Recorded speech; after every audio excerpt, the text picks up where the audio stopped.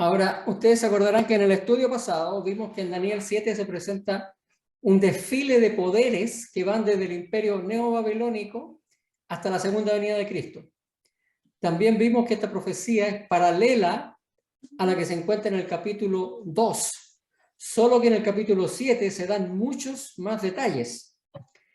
Vimos entonces de que la estatua y la profecía del capítulo 7 son paralelas. El oro corresponde a Babilonia y al león, la plata corresponde a Medo-Persia y al oso, el bronce corresponde a Grecia y al leopardo, el hierro corresponde a Roma y a la bestia espantosa, al igualmente que al cuerno pequeño, y después entonces se habla de un juicio y finalmente la segunda venida de Cristo. Eso fue lo que hemos visto hasta el momento en los capítulos 2 y en el capítulo 7. Yo pienso que ya todos ustedes están familiarizados con una secuencia oro, plata, bronce, hierro y greda o barro cocido en los pies, que significa, digamos, la sucesión de estos imperios en el área en que estamos estudiando. Ahora, vimos también, como dije, el león es Babilonia, el oso Medo-Persia, el leopardo Grecia, la bestia terrible, la Roma imperial, y después dijimos que después de la bestia terrible vienen tres cosas. Una, el cuerno pequeño, que es la Roma papal. Dos, juicio en el cielo, que es el comienzo del Yom Kippur, según estudiamos en el estudio del santuario, que tiene que haber una purificación del santuario un día del juicio. Este comienza después del cuerno pequeño y finalmente Dios establece su reino. Esta es la secuencia. Vimos también que el cuerno pequeño va del año 538 a 1798, que corresponde cuando el papado comenzó y tomó poder que le había dado al emperador romano de Oriente, porque ya el de Occidente había caído. Y en el 1798 corresponde al momento en que el papa es tomado preso por un general francés, y con eso el papado pareciera haber llegado a su fin. Y que este periodo, 538 al 1798, duró 1260 años. Bueno, hasta ahí es lo que vimos en el capítulo número 7. No sé si hay alguna consulta respecto a esto. Este es un resumen bien resumido, valga la redundancia, de lo que vimos. En Daniel 8, aunque se da la interpretación de los símbolos, tal como en Daniel 2 y 7, esta interpretación no se halla confinada a los límites del capítulo 8, ya que continúa hasta el final del capítulo 9. Por lo tanto, los capítulos 8 y 9 forman una unidad. Quisiera decir a nivel anecdótico casi de que la Biblia no fue escrita en capítulos y versículos, como ustedes imaginarán. Esta división ocurrió muchos años después. Para facilitar el estudio de las escrituras, un caballero que se llama Stephen Langton, cuando era profesor de la Universidad de París, en Francia, dividió las escrituras en capítulos. Eso ocurrió por allá por el siglo XII, después de Cristo. Y unos 3 siglos después, a mediados del siglo XVI, un impresor y humanista francés llamado Robert Etienne dividió los capítulos en versículos. Menciono esto porque a veces esta división, especialmente la de los capítulos, hace perder la conexión entre los textos bíblicos. Porque como acabo de decir, por ejemplo, el capítulo 8 y el 9 forman una unidad, aunque están separados en las escrituras. Muy bien, comenzamos entonces con el capítulo número 8. En esta sesión vamos a ver la primera parte, porque si hiciéramos el capítulo 8 completo sería un poquito muy largo. Así que solamente vamos a ver la primera parte, que va de los versículos 1 al 12. En el tercer año del reinado del rey Belsasar, me apareció una visión a mí, Daniel, después de aquella que me había aparecido antes. Cuando vimos los reyes babilónicos, dijimos de que los últimos 2 reyes fueron Nabonido y su hijo Belsasar. Y vimos que Belsasar comenzó a reinar en forma conjunta con Nabonido en el año 549 antes de Cristo, 10 años antes de la caída de Babilonia. Entonces, el tercer año de su reinado sería el 546 antes de Cristo. O sea, esta visión que le aparece a Daniel ocurre en el año 546 antes de Cristo. Ahora, él dijo, después de aquella que me había aparecido antes. Aquí hay una referencia, la palabra visión en hebreo es hasón, y se está refiriendo a la visión del capítulo 7. Y esto confirma de que el capítulo 7 y el 8 también están unidos y que más o menos presentan materias similares. Describen dos aspectos diferentes del mismo conflicto, pero lo describen de forma diferente porque están destinados a dos públicos distintos. Vamos a comentar un poquito más después de un poquito más rato. Tenemos entonces que la visión ocurre en el tiempo de estos dos reyes. Y vi en visión cuando estaba yo en Susa, que es la capital del reino de la provincia de Elam. Vi pues en visión, estando junto al río Ulai. Ahora, algunos han preguntado si Daniel estaba realmente en la ciudad de Susa, como tuvo esta visión, o si fue trasladado mentalmente. Por las condiciones políticas de esos momentos, se entiende que fue una visión, porque la ciudad de Susa, la vamos a poner aquí en el mapa, se encontraba a 370 kilómetros al este de Babilonia. Ahí está Babilonia. Susa se encuentra acá. Y Susa era la capital del imperio de los persas. Sería extraño que en esa situación Daniel hubiera estado en la capital de los persas. Por lo tanto, se entiende de que Daniel estaba en una visión, viendo a todas las, viendo lo que yo le iba a mostrar. Ahora dice que estaba junto al río Ulai. El río Ulai es un canal de unos 300 metros de ancho que pasaba cerca de la antigua ciudad de Susa.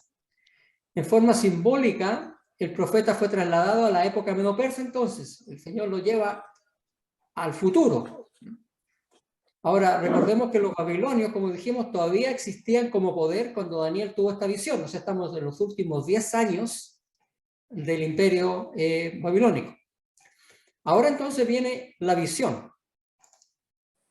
Alcé los ojos y miré, y he aquí un carnero que estaba delante del río y tenía dos cuernos. Y aunque los cuernos eran altos, el uno era más alto que el otro. Y el más alto creció después. Y vi que el carnero hería con los cuernos, esto es importante, al poniente, 2 al norte, 3 al sur, 3 direcciones de los puntos cardinales, y que ninguna bestia podía parar delante de él, ni había quien escapase de su poder, y hacía conforme a su voluntad, y se engrandecía. Entonces todo este versículo está narrando la visión de un carnero, pero es un carnero que tiene un cuerno medio atrofiado porque uno está más grande que el otro, y ve que este carnero hiere hacia 3 diferentes direcciones. Ahora, con un cuerno más alto que el otro, el carnero nos recuerda al oso del capítulo 7. Ustedes recordarán que el oso del capítulo 7 tenía un lado más elevado que el otro. También, al igual que el oso, tiene un apetito que conquista vorazmente. Y el oso tenía 3 costillas, y el carnero avanza en 3 direcciones. El carnero, por lo tanto, es paralelo al reino del oso. Es decir, el reino de los medos y los persas. Entonces tenemos de que en el capítulo número 7, el reino medo-persa está representado por este oso. Y en el capítulo 8 que estamos estudiando ahora es un carnero. Y esto en la estatua de Nabucodonosor correspondía a la plata. Ustedes se dan cuenta, es la misma visión, es la misma profecía, pero cada vez que se da, se entrega más detalle acerca de ella. Ahora, cuando lleguemos al versículo número 20, el mismo relato bíblico confirma de que el carnero corresponde al reino medo-persa. Así que no estamos adivinando, sino que la misma Biblia lo dice. Entonces, como dijimos, estas bestias son asimétricas. El oso se levantaba de un lado más que del otro, al igual que el carnero tiene un cuerno más alto que el otro.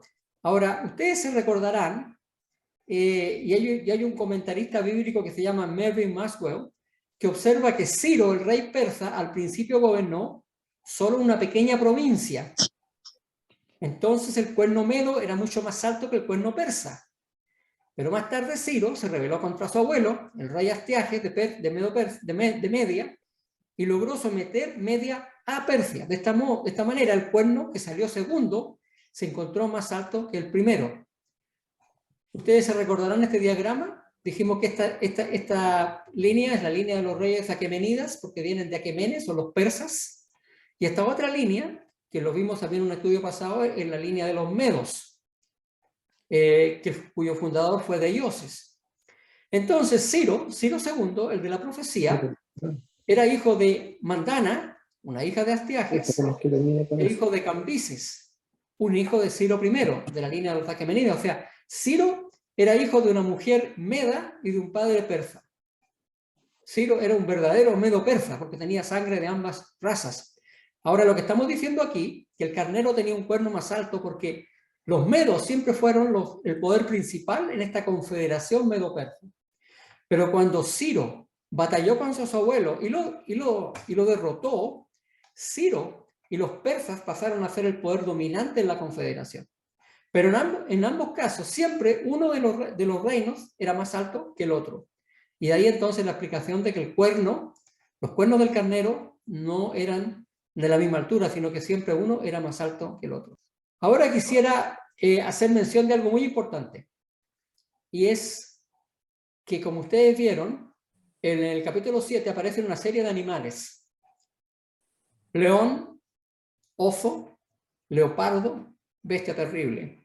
No sé si alguno de ustedes me puede decir cuál es la diferencia entre estos animales y este carnero. ¿Qué diferencia hay entre estos dos animales desde el punto de vista bíblico? Bueno, no sé si del punto bíblico, pero yo lo que veo que los animales que están en capítulo 7, que son león, oso, leopardo y bestia, son animales carnívoros, son animales que no pastan, mientras que el carnero no sé si es uno que pasta, esa es la diferencia que puedo ver. Sí, está bien. En el capítulo 8, las bestias salvajes del capítulo 7 son reemplazadas por animales domésticos limpios. Y no solamente animales limpios, sino que además animales limpios en referencia a que se pueden comer, porque los hebreos no se podían comer los leones, los osos ni los leopardos, pero sí se podían comer un carnero. Por eso que eran animales domésticos limpios. Pero lo más importante es que el carnero era usado en el servicio del santuario. Entonces, eso nos indicaría me indicaría ya de que esta profecía de Daniel 9 de alguna forma está relacionada con el santuario.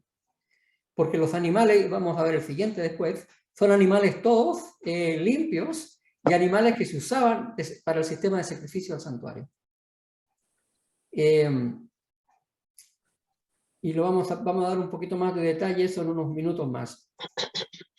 Ahora, al poniente, al norte y al sur, una forma de simbolizar la expansión de sus conquistas que se extienden a los 3 rincones de la tierra. Al norte estaban los escitas, al oeste estaba Babilonia y hacia abajo estaba Egipto. Ciro conquistó a Lidia en 547 y a Babilonia en el 539. Ese es el poniente. Cambises extendió sus conquistas por el sur hasta Egipto y Nubia, el sur. Y Darío Istapes, otro persa, fue hacia el norte contra los escitas en el año 513. O sea, estas 3 potencias conquistadas por los medo-persas corresponden a las 3 costillas que el oso de Daniel tenía en su hocico. Así que el oso tenía 3 costillas y en el caso del cuerno, el cuerno se mueve en 3 direcciones, ataca en 3 direcciones principales. El imperio medo-persa abarcaba mucho más territorio que Babilonia. Tanto éxito tuvieron los ejércitos persas que en los días de Asuero, el rey que aparece en el libro de Esther, el imperio se extendía desde la India hasta Etiopía. O sea, estamos hablando, la India está por acá, que no se ve en el mapa, y Etiopía está para el otro lado. O sea, todo esto lo cubría el imperio medo-persa. Era un imperio muy extenso. No sé si hay alguna pregunta antes de continuar con el versículo 5. Muy bien, continuamos entonces. Mientras yo consideraba esto, o sea, mientras veía al carnero, he aquí que un macho cabrío, ya que tenemos otro animal que se usaba en el servicio santuario. El macho cabrío eran los que se usaban inclusive en el día de la expiación, en el día de la purificación del santuario.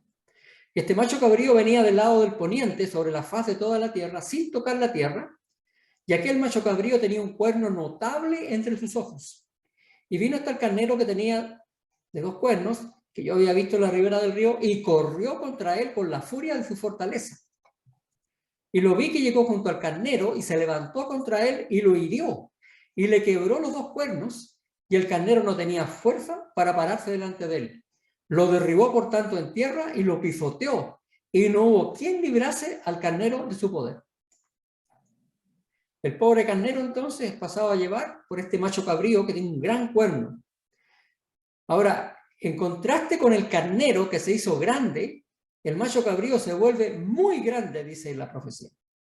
Y al atacar el carnero, el macho cabrío le inflige una herida mortal. La visión enfatiza la velocidad del macho cabrío. Y sus 4 cuernos nos recuerdan a algo. ¿A qué nos pueden recordar los 4? ¿Dónde habían 4 cuernos? ¿O dónde aparecían 4 en uno de estos animales? El Grecia. leopardo. El leopardo, muy bien, ¿no es cierto? El leopardo que representaba a Grecia tenía 4 cabezas. Pero acá, este macho cabrío tiene solamente un cuerno, de que el macho cabrío representa a los griegos. Tal como hemos seguido la secuencia, el macho cabrío representa entonces al mismo animal que el leopardo, a Grecia. Pero como decíamos, nuevamente es un animal limpio que se usaba en el santuario. Estamos hablando, por supuesto, del imperio greco-macedónico, de Alejandro III, que también se conoce como Alejandro Magno, ¿Viste? que proviene del oeste. Esta conclusión, lo que yo estoy diciendo, está confirmado por el versículo 21. En el versículo 21 se dice sin ambaje que el carnero corresponde a Grecia, al reino de Javán, aparece en otras versiones. Dijiste el carnero. Perdón, Macho cabrío. El macho cabrío venía del lado del poniente. Grecia quedaba al occidente, por eso que él venía del lado del poniente, o sea, de donde se pone el sol. Sin tocar la tierra. Recuerden que hablamos de que las conquistas de Alejandro fueron muy rápidas. Y tenía un cuerno notable. Este cuerno notable representa al primer gran rey griego, Alejandro Magno. A pesar de que Felipe de Macedonia fue el que conquistó las ciudades griegas, unificando y creando ese imperio greco-macedónico, fue el hijo Alejandro el que luego lo engrandeció, conquistando gran parte del mundo de aquella época. Y dice que el macho cabrío se levantó contra el carnero. En el año 331, ¿se acuerda que hablamos de la batalla de Arbelas? Cuando Alejandro con 40.000 hombres se enfrentó a Darío III Codomano, que dicen que tenía 1.000.000 de soldados. Hay que tomarlo esto con agüita porque a veces los historiadores eran dados a la exageración. Pero aunque hubiera sido 500.000, igual una buena cantidad de gente para pelear contra 40.000 hombres. Pero Alejandro lo derrotó y se convirtió en el amo del mundo, entonces conocido. El poder del imperio persa fue completamente quebrantado. El país fue asolado, sus ejércitos desbaratados y dispersados y sus ciudades saqueadas. La ciudad real de Persépolis, cuyas ruinas aún permanecen, fue incendiada y destruida por Alejandro. Así que tenemos entonces que aparece entonces Grecia, representada por un macho cabrío, y el cuerno notable es el rey más poderoso que hubo en esta confederación. Y el macho cabrío se engrandeció sobremanera. O sea, se engrandeció mucho más que los reyes persas. Su reino fue aún más grande, ocupó más extensión que el que había ocupado el reino persa.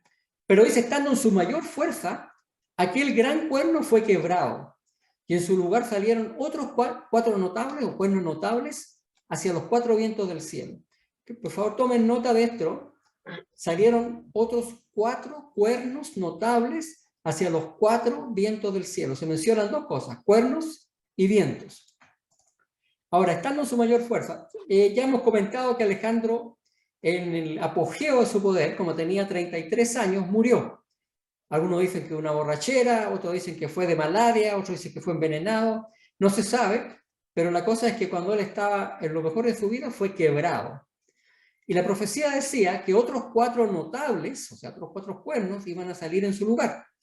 Y en el capítulo 7 vimos como el imperio de Alejandro se dividió entre sus 4 generales, Casandro, Lisímaco, Ptolomeo y Seleuco. Ustedes recordarán esto. También dijimos que hubo otras batallas y guerras que no vamos a dar los detalles ahora, pero al final de todas estas batallas, después de la muerte de Alejandro, fueron estos 4 generales los que repartieron el reino. Y dijimos que Casandro había ocupado esta parte que está acá, Macedonia, Grecia. Lisímaco había ocupado Tracia, que es este pedazo que está acá. Ptolomeo había tomado toda la parte de Egipto y Palestina, donde está Jerusalén. Y Seleuco se había llevado la parte más grande, que es toda Siria, y todo este pedazo de acá. Así que ya vamos llegando al punto en que el imperio griego se divide en 4. Pero ahora dice acá, y del uno de ellos salió un cuerno pequeño que creció mucho al sur, al oriente y hacia la tierra gloriosa. Y en su lugar salieron otros 4 cuernos notables hacia los 4 vientos del cielo.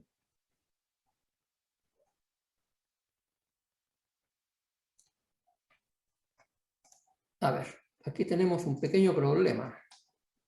Por favor, denme un minuto.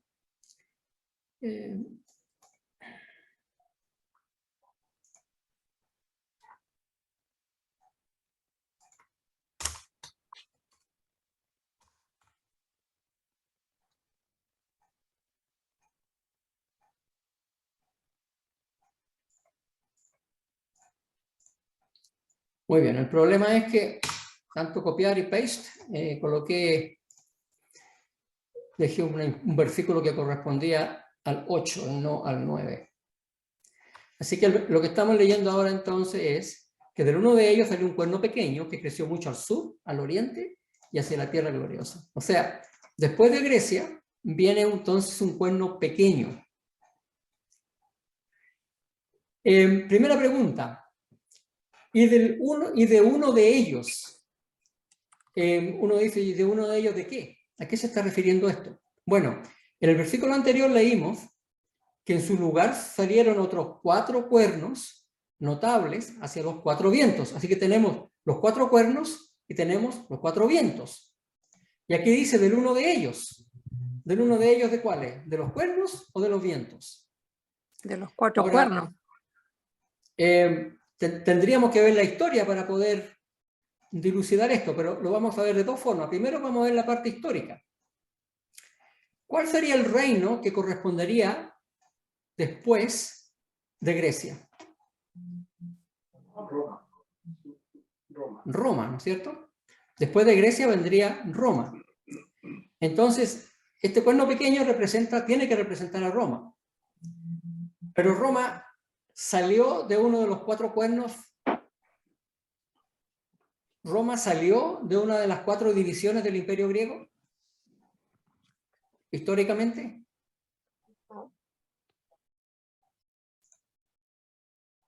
Si ustedes ven acá, estas son las divisiones del Imperio griego.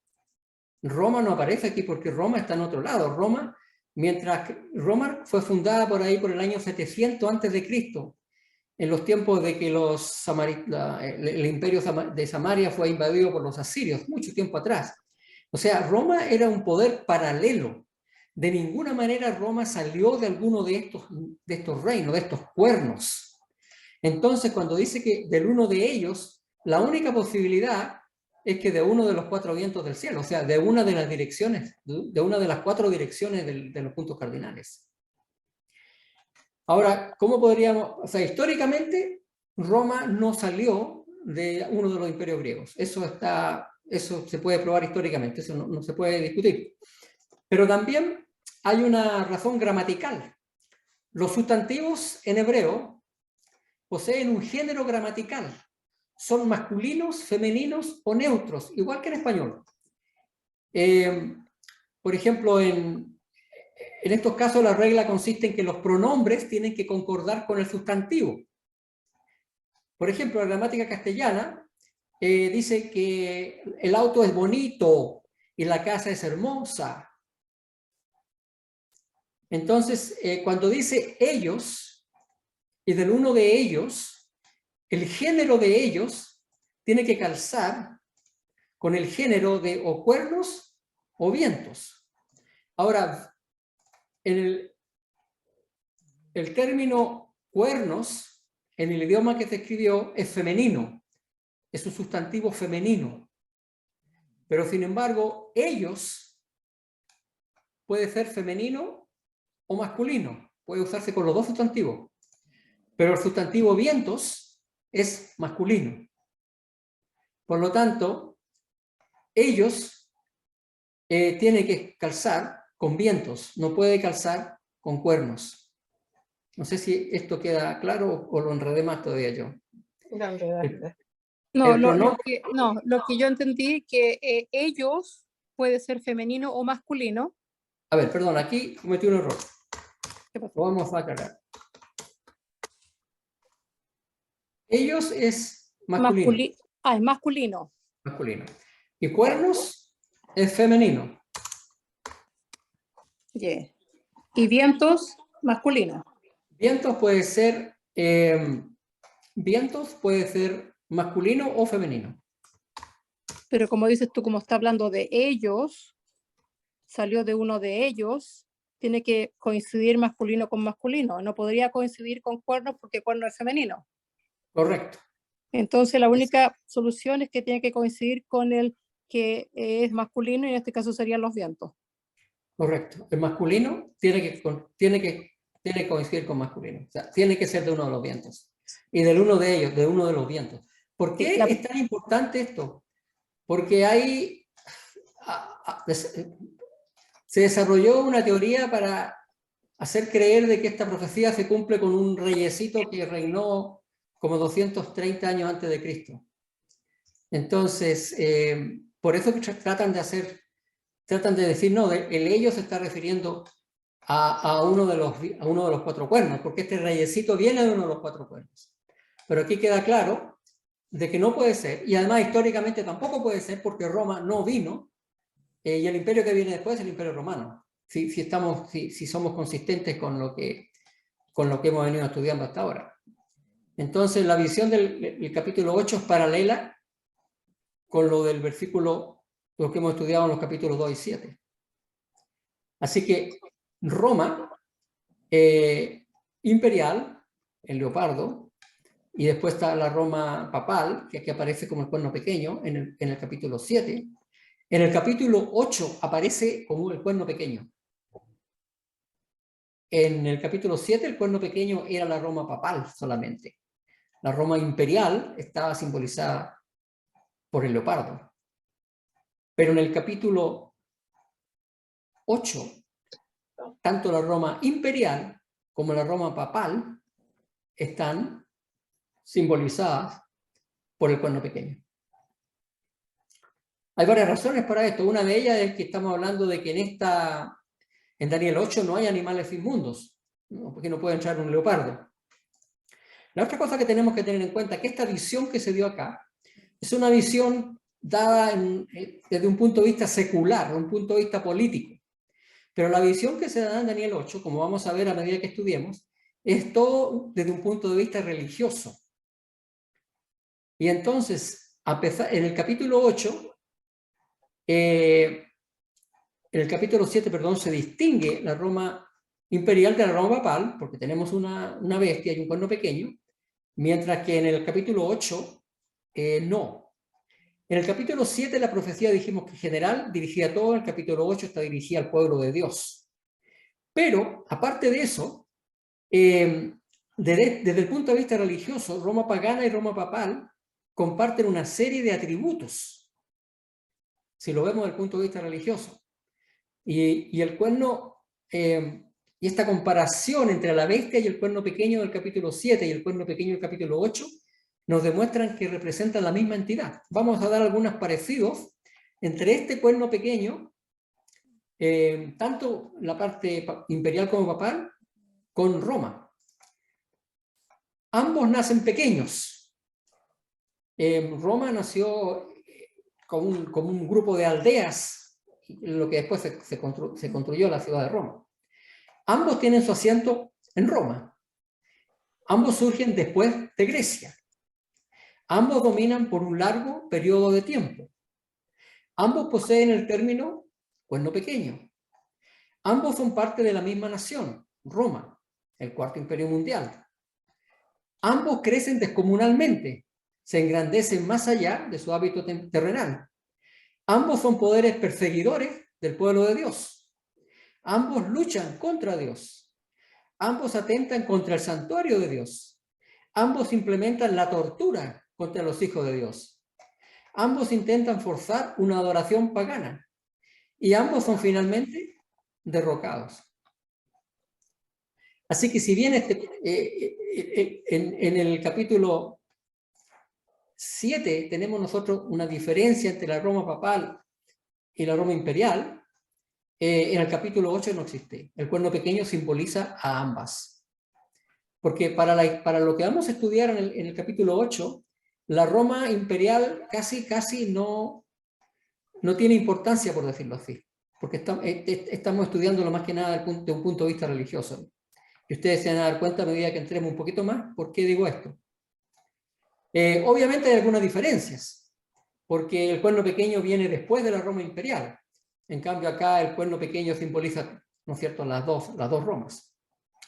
La otra cosa que es interesante es de que el cuerno pequeño se origina en el norte. No sé si ustedes recuerdan de nuestro estudio de Ezequiel, de que en el norte simbólicamente está el trono de Dios.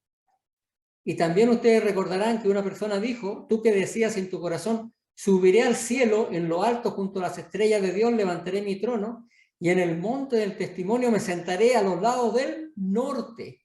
Sobre las alturas de las nubes subiré y seré semejante al Altísimo. O sea, esto demuestra que el cuerno pequeño, al venir del norte, de alguna manera quiere suplantar a Dios. Y históricamente, tanto la Roma pagana como la Roma imperial, de alguna forma suplantan al verdadero Dios. Uno a través de una religión pagana y otro a través de una versión corrupta de la doctrina cristiana. Los romanos tenían una serie de dioses que básicamente eran los mismos dioses de los griegos, que les habían cambiado el nombre. Pero todos esos dioses reemplazaban al verdadero Dios.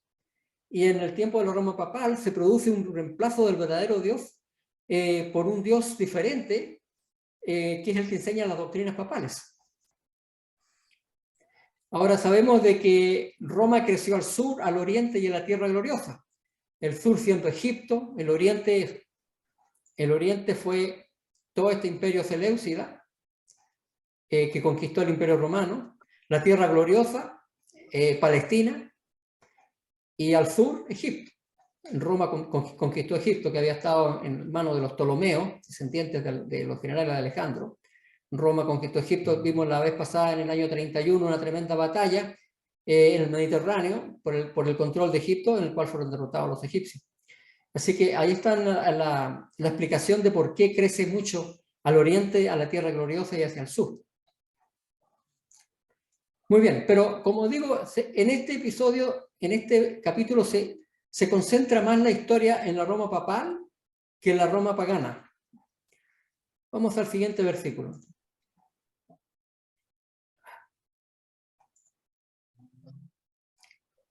Y se engrandeció hasta el ejército del cielo, y parte del ejército de las estrellas se echó por tierra y las pisoteó. Aún se engrandeció contra el príncipe de los ejércitos, y por él fue quitado el continuo sacrificio, y en lugares de santuario fue echado por tierra. El ejército del cielo. Daniel está aquí describiendo lo que vio en visión. Posteriormente el ángel da la interpretación de qué significa el ejército del cielo, y ahí nos damos cuenta de que el ejército del cielo significa el pueblo de Dios. El ejército de las estrellas representan al pueblo de los santos. Interesantemente en Daniel 11 y 12 también el pueblo de Dios está de alguna manera asociado con las estrellas.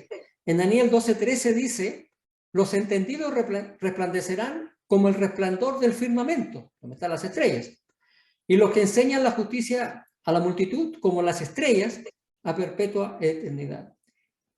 El cuerno pequeño entonces se engrandeció hasta el ejército del cielo, y parte del ejército de las estrellas se echó por tierra. Las grandes persecuciones que hubo por parte de la Roma papal y también la Roma imperial. los pisoteó, la furia con que Roma persiguió al pueblo de Dios a través de los siglos. En los días de Nerón, Decio, Diocleciano y en los tiempos papales, unas tremendas persecuciones en contra del pueblo de Dios. Inclusive dice que se engrandece contra el príncipe de los ejércitos.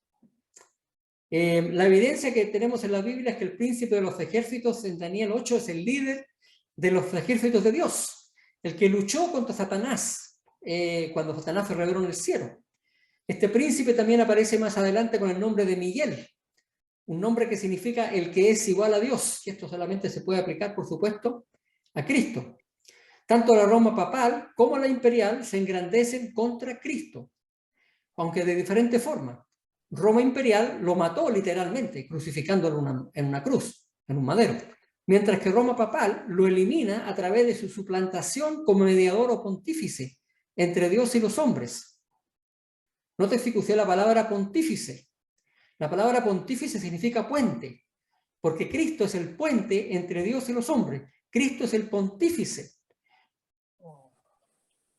El pontífice máximo era el título que se otorgaba en la antigua Roma al principal sacerdote del colegio de pontífices y era el cargo más honorable en la religión pagana romana. Así que el título de sumo pontífice era un título pagano y que después fue asociado con el emperador de Roma. Y ustedes saben que uno de los títulos del Papa él es el sumo pontífice, el sumo puente.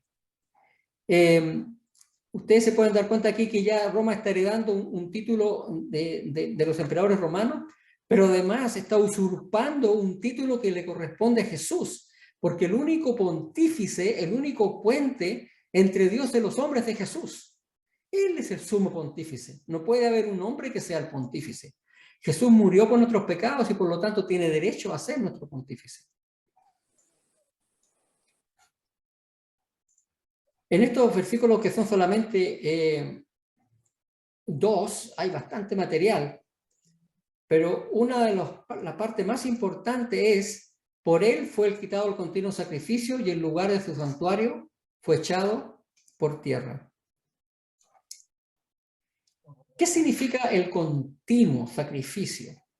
Ahora, debo decir inmediatamente de que esta palabra sacrificio no está en el original. El texto hebreo dice el continuo. ¿Y a qué se refiere con esto?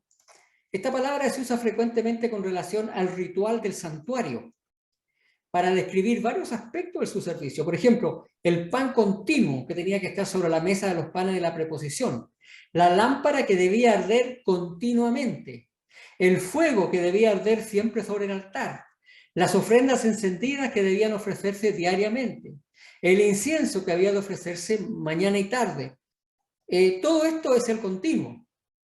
Si fuera el continuo sacrificio, estaría solamente refiriéndose al sacrificio, pero el continuo se está refiriendo a todo el sistema sacrificial que se realizaba todos los días. Ahora, ¿por qué aparece aquí esta palabra continuo? Porque en el Talmud, no en la Biblia, la palabra tamid, que es, en hebreo la palabra continuo es tamid. Esa palabra en el tamid la usan para referirse al sacrificio, pero no en la Biblia. En la Biblia el tamid significa el continuo. Y por eso que muchos traductores, especialmente de las Biblias españolas, le agregaron la palabra sacrificio.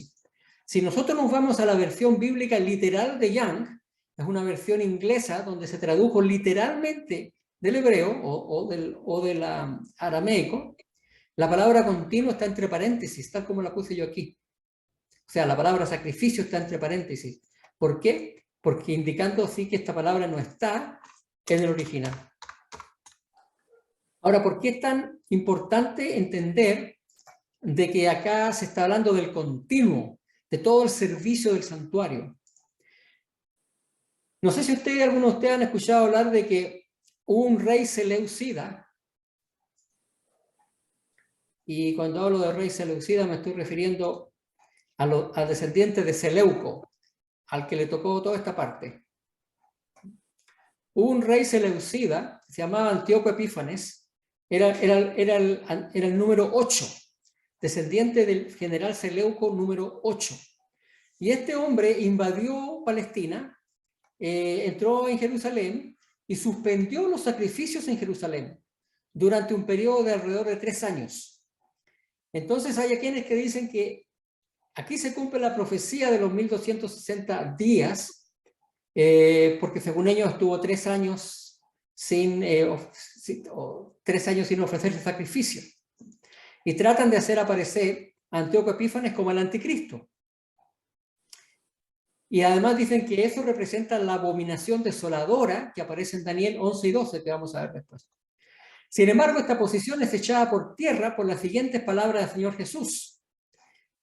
Él dijo, por tanto, cuando veáis en el lugar santo la abominación desoladora de que habló el profeta Daniel, el que lea entienda, entonces los que estén en Judea huyan a los montes, y los que estén en la azotea no desciendan para tomar su vestido y eso. Entonces el Señor Jesús, cuando él vivió, colocó la abominación desoladora en el futuro. Pero los que creen que Antíoco Epífanes fue el anticristo, colocan la abominación desoladora en los tiempos de Antíoco. Estamos hablando del año 200 a.C. Y eso no puede ser, porque el Señor Jesús claramente dijo que la abominación desoladora iba a ocurrir después de su muerte. Y hay muchas razones por las que Antíoco Epífanes no puede ser el cuerno pequeño. Por ejemplo, Antíoco persiguió a los judíos por 3 años. Y este periodo no se ajusta a ningún periodo profético. Antíoco IV, para ser exacto, pertenece a la dinastía de los Seleucidas. Por lo tanto, no viene de Grecia, es un griego. Y aquí estamos hablando del Imperio Romano. Antíoco IV, dijimos, el número 8 de una lista de 18 reyes de la dinastía Seleucida. O sea, el cuerno pequeño, y el cuerno pequeño tiene que ser un poder ajeno, no griego. Ahora, según el versículo 22, la actividad del cuerno pequeño supera incluso la del cuerno de Alejandro Magno. Pero el rey Antíoco fue un rey mediocre que lo conquistaron los romanos y no tuvo mayor pena ni gloria. Por lo tanto, no calza con la descripción que hace la Biblia de el cuerno pequeño. Ahora, ¿en qué forma, vamos a volver a lo que estábamos viendo, en qué forma el continuo fue echado por tierra y la verdad, echado por tierra también hizo cuanto quiso y prosperó? ¿Qué significa eso que el continuo fue entregado al ejército junto con el continuo echó por tierra la verdad, hizo cuanto quiso y prosperó? ¿Qué fue lo que ocurre? Si ustedes recuerdan la historia, el rey, hubo un emperador romano que mandó destruir el templo de Jerusalén. Y si ustedes recuerdan, lo hemos hablado de eso. Y Jerusalén fue destruida en el año 70 después de Cristo. Y ahí tienen ustedes que con eso fue entregado el continuo sacrificio. Roma paró el continuo sacrificio en la tierra. ¿Por qué? Porque destruyó el templo. Una vez que el templo fue destruido, a los judíos les fue prohibido volver a Jerusalén. Inclusive recuerdan ustedes que comentamos que destruyeron a Jerusalén y las ruinas las echaron en un valle. Dejaron a Jerusalén, pero como una tabla rasa, no quedó nada, excepto la muralla de los lamentos. Entonces, cuando dice acá que fue entregado el ejército junto con el... Fue entregado al ejército junto con el continuo sacrificio, echó por tierra la verdad, hizo cuanto quiso. Aquí se está hablando específicamente del continuo que ocurría en la tierra. Eso desde el punto de vista de Roma. Pero ustedes recuerdan que también el continuo en el cielo fue echado por tierra por el papado. ¿Cómo? Porque el papado suprimió el continuo a través de la unión voluntaria de todos los creyentes en Cristo con la unión obligatoria con una iglesia. La sustitución de Cristo como cabeza invisible de la iglesia por la autoridad de una cabeza visible, el Papa. La sustitución del acceso directo a Cristo para todos los creyentes por una jerarquía sacerdotal. La sustitución de la salvación por la fe en Cristo por un sistema de salvación mediante obras ordenadas por la iglesia. Y muy especialmente la sustitución de la obra mediadora de Cristo como nuestro sacerdote en las cortes celestiales por el confesionario y el sacrificio de la misa. fue la Roma papal con su sistema teológico quien quitó de la vista del pueblo el continuo de Cristo, o sea, su mediación en nuestro favor. En lugar de enseñar esta continua intercesión de Cristo en el santuario celestial, el papado lo sustituyó por los ritos y las liturgias, tales como la misa, el rezo a los santos, las confesiones. Aquí voy a leer una cita de un catecismo católico que dice lo siguiente. ¿Qué es la Santa Misa? La Santa Misa es el sacrificio sacramental del cuerpo y la sangre de Jesucristo que se ofrece a Dios por ministerio del sacerdote en memoria de renovación del sacrificio de la cruz. ¿Es la Santa Misa el mismo sacrificio de la cruz? Sí, la Santa Misa es el mismo sacrificio de la cruz porque en ella se ofrece y se inmola el mismo Jesucristo, aunque de un modo incruento, es decir, sin padecer ni morir. ¿Cuáles son los fines de la misa? Los fines de la Santa Misa: adorar a Dios, darle gracias, pedirle favores y pagar nuestros pecados. Terminada la misa, ¿permanece Jesús en las hostias? Sí, terminada la Santa Misa, Jesús permanece en las hostias consagradas y se guarda en el sagrario para que los fieles puedan recibirle y visitarle. Aquí uno se puede dar cuenta de qué forma el continuo de Jesús en el cielo fue interrumpido, fue reemplazado por toda esta serie de ritos creados por un hombre. El lugar de su santuario fue echado por tierra. La primera Roma lo hizo materialmente, destruyó el templo de Jerusalén. La segunda Roma, la Roma papal, lo cumplió en un sentido espiritual, echando por tierra el santuario celestial y su verdadero sistema de culto y salvación y practicando en su lugar un sistema espurio, un sistema inventado, no lo que dicen las Escrituras. Se engrandeció contra el príncipe de los ejércitos, quitado el continuo y el lugar del santuario echado por tierra. Tenemos entonces que tanto la Roma imperial como la Roma papal cumplen con estas características. Una mata al príncipe de los ejércitos, el otro lo suplanta. El continuo sacrificio es quitado por la Roma imperial porque destruyen el templo. El continuo sacrificio es quitado, el continuo es quitado por el papado a través de un sistema de salvación diferente a lo que dice las Escrituras. Y el lugar del santuario es echado por tierra, literalmente por los romanos, y simbólicamente por el papado. Adam, ¿Sí? puedo hacer una pregunta porque tú hablas bastante del continuo. ¿Será que todos entienden el significado del continuo? Porque estuvimos hablando del continuo sacrificio. Aquí hablaste que la Roma imperial destruyó el templo físico en la tierra, quitando el continuo. Este continuo que quitó, ¿a qué te refieres si lo tenemos que poner en una pura palabra? ¿Quitó el sacrificio que hacía Cristo? Sí, si recordamos, cuando estudiamos el santuario, dijimos que había un servicio diario o un servicio continuo que se hacía todos los días. Se sacrificaba, todo este continuo involucraba una serie de cosas. Involucraba el sacrificio de un cordero en la mañana y uno en la tarde. Involucraba el sacrificio de corderos por pecados individuales. E involucraba una serie de otros sacrificios que están prescritos en el libro de Levítico. Todo esto estaba, digamos, envuelto bajo el continuo. El continuo sacrificio de animales era una parte, pero el continuo tenía una serie de ritos aparte de los sacrificios, como por ejemplo los panes que se ponían en la mesa, el incienso que se quemaba diariamente, todo era parte del continuo.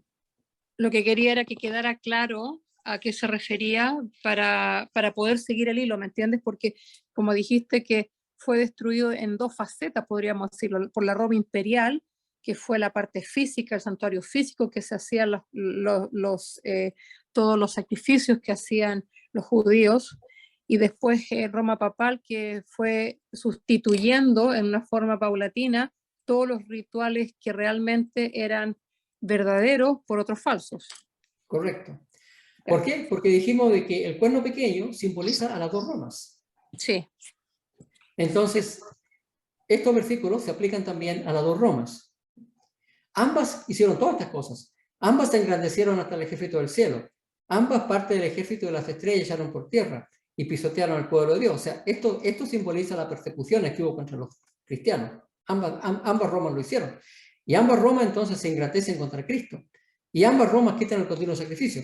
El continuo sacrificio, o el continuo en la tierra es quitado cuando el templo es destruido, porque ya no se realiza más el continuo. Ya no hay más sacrificio, no hay más incienso, no hay nada. El santuario ya no existe. Así que Roma imperial cumple entonces y destruye, quita el continuo cuando destruye Jerusalén. Pero después viene la Roma papal, que también quita el continuo, pero el continuo en el cielo. Porque como estudiamos anteriormente, el Señor Jesús en el día de Pentecostés comenzó el sacrificio, comenzó el continuo en el santuario celestial. Y ustedes recordarán que estudiamos bien en detalle cómo el apóstol Pedro y el apóstol Pablo mencionan que Cristo comenzó su ministerio en el cielo y dice de acuerdo al orden, fue nombrado sacerdote de acuerdo al orden de Melquisedec.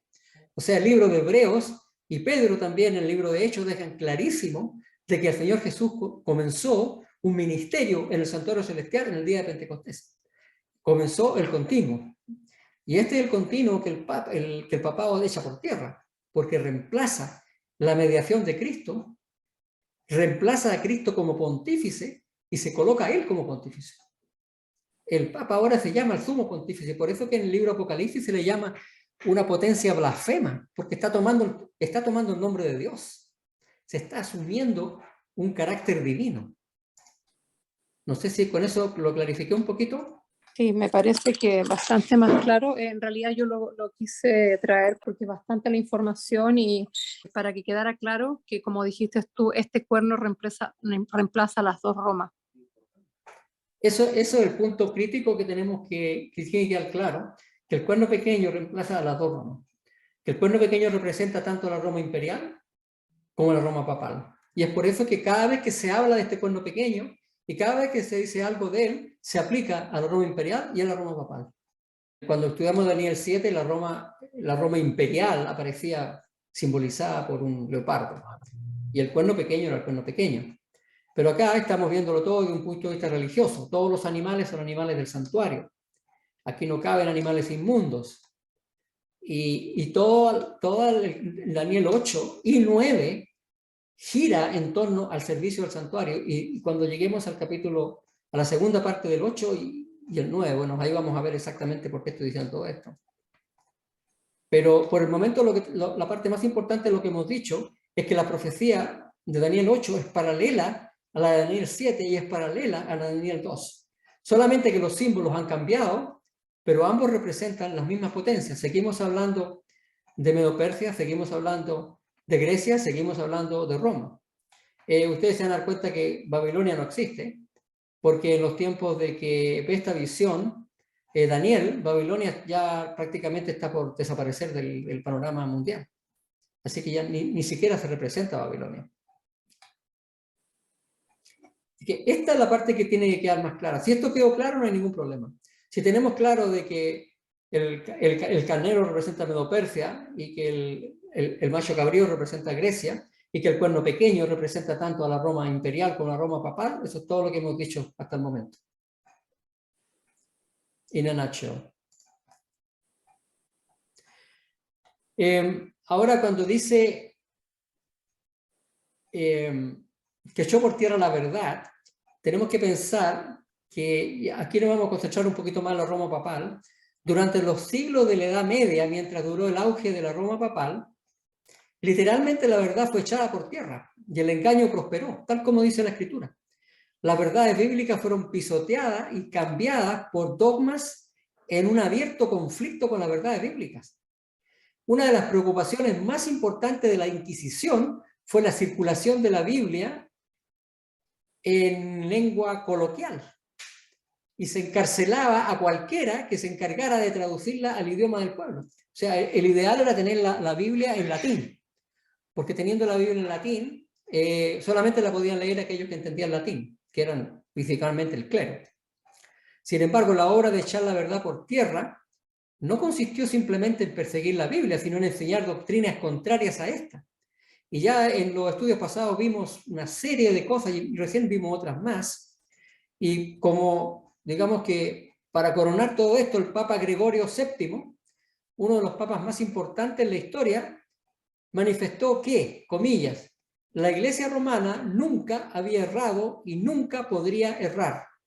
El Papa es juez supremo que no puede ser juzgado por nadie, que no se puede apelar de sus decisiones y que solo él tiene derecho al homenaje de todos los príncipes y que solo él puede deponer a reyes y emperadores. Y con esta consigna fue que la Iglesia gobernó los 1260 años de supremacía durante el tiempo de la Edad Media. Así cuando dice que se echó por tierra la verdad es algo bastante serio. La Roma imperial ni siquiera lo digamos, porque la Roma imperial obviamente enseñaba una religión pagana, absolutamente pagana. Pero la Roma papal enseñaba una religión cristiana pero corrupta, invenciones. Una mezcla de paganismo con cristianismo horrendo. Cuando Lutero fue a Roma, a peregrinar a Roma, y Lutero era de las personas que se golpeaba la espalda y se azotaba para poder limpiarse de sus pecados. Llegó a Roma y vio que la gente vivía como reyes, el clero, todos vivían como reyes. No podía entender cómo él se sentía tan pecador y los otras partes del clero se sentían tan bien, tan seguros. Y ahí se dio cuenta del problema que existía dentro de la iglesia. Entonces, ahí tenemos el problema principal. Y ahora, a causa de la prevaricación, le fue entregado al ejército junto con el continuo sacrificio o el continuo, y echó por tierra la verdad, hizo cuanto quiso y prosperó. Y vamos a dejar hasta acá. Ustedes se fijan de que como estudiamos el capítulo 7, también paramos de aquí mismo. Paramos en el punto en que el cuerno pequeño estaba en su apogeo. Y voy a detenerme acá porque quisiera dedicarle más tiempo a la segunda parte del capítulo 8, porque ahí vamos a entrar un poquito más adentro en el asunto del santuario. Y vamos a responder... bueno, primero que nada vamos a responder este signo de interrogación que está acá, porque vimos acá que en el capítulo 7 aparece un juicio después del cuerno pequeño. El capítulo 7 dice que se ponen tronos, se sienta un juez. Y ustedes recordarán que en el resumen que hicimos, dijimos que el cuerno pequeño dura hasta el año 1798. Después hay un juicio en el cielo, que en el capítulo 7 aparece como que se ponen tronos y se sienta el juez. Y después finalmente Dios establece su reino. Pero en el capítulo 8 que estamos estudiando ahora, es un poco diferente, porque el día del juicio ahora va a aparecer nuevamente, pero bajo otra perspectiva, mucho más interesante y ahora con un poco más de detalle acerca del tiempo. Y esto sería el estudio de esta noche.